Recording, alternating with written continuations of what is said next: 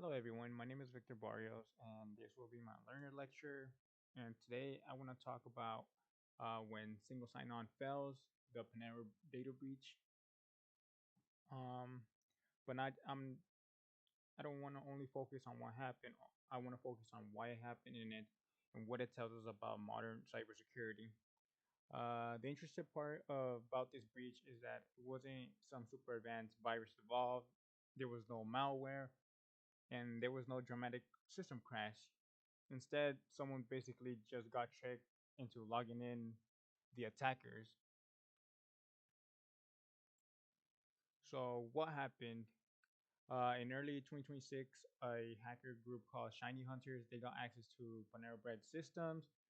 They ended up stealing around 14 million records, and about 5 million of those records contained customer contact information, and that information included names, emails, phone numbers, and home addresses. So how did they do it? They used something called phishing, which is just voice phishing.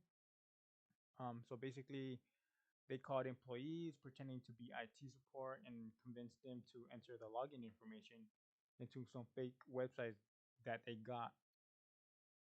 Once the attackers had those credentials, they didn't need to hack anything. They just logged in. And what I want for y'all to take from the important part of this is that they didn't break in. They just had to log in due to some employee error. So, what is single sign on? The system that was compromised was part of Microsoft Entra, which uses single sign on. And single sign on lets employees log in once and then they have access to multiple systems inside a company. Yeah, it might be convenient, it saves time, and it reduces password fatigue. But the problem with that is that if someone steals that login information, they suddenly have access to everything connected to it. So while single sign-on makes everything easier, it also concentrates risk in one place.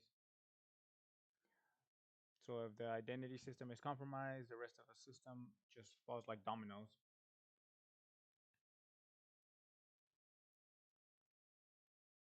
So why is this really about authentication? This breach wasn't about a broken firewall. It wasn't about a software bug. It was just about authentication, which is the process of proving who you are. The attackers had real credentials, so from the system's perspective, everything looked normal, right? And that's what makes everything scary. Modern cybersecurity used to focus on keeping attackers out, but now attackers try to look like real users. And if they succeed, well, the system trusts them. So, in a lot of ways, identity has become the new security perimeter. So instead of attacking computers, attackers are now attacking people. So why privacy still matters? Panera Bread did come out with a statement saying that only contact information was exposed. There was no credit cards or like no payment details. And that at first that might seem not as urgent or important, but if you really think about it, your contact information is still personal, whether that's your name, your email, phone number, or home address. That's enough information for someone to build a detailed picture of us. And then once the attackers have that, they can use it to send like believable phishing messages, which is what happened with Panera. And if an email includes your real name or references something familiar, well then users are most likely to trust it. And that's how like small data leaks turn into bigger problems. And it just brings a bigger issue about privacy, about how companies and if they should be collecting huge amounts of data, whether that's just for convenience or marketing.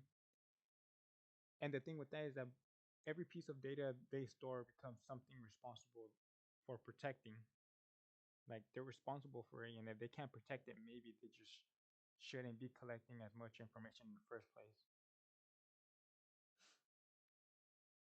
And privacy isn't just about the money, it's about control over personal information.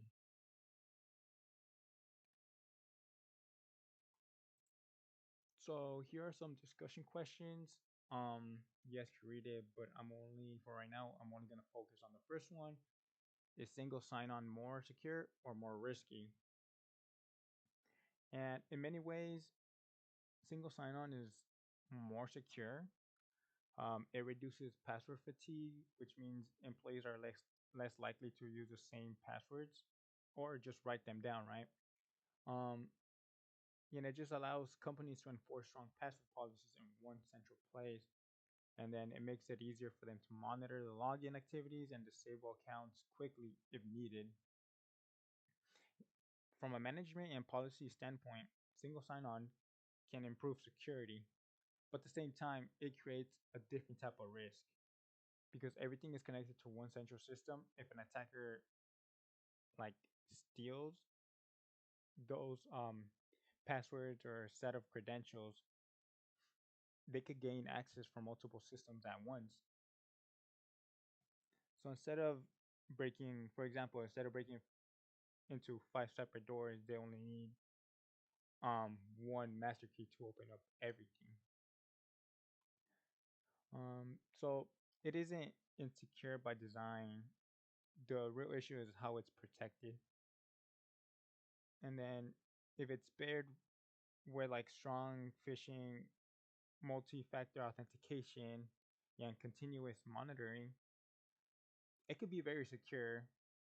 But if those protections are weak, or as what happened with Panera, if employees are tricked through social engineering, then it just becomes a single point of failure. So really, single sign-on is both secure and risky, but it just depends on the how the system is defended. So here are my references. Um, so in conclusion, to me, this breach shows that modern cybersecurity failures are not always technical. Sometimes it's just about authentication and how users trust or failures of trust. And I say that that's something we're probably going to keep seeing more of. Thank you.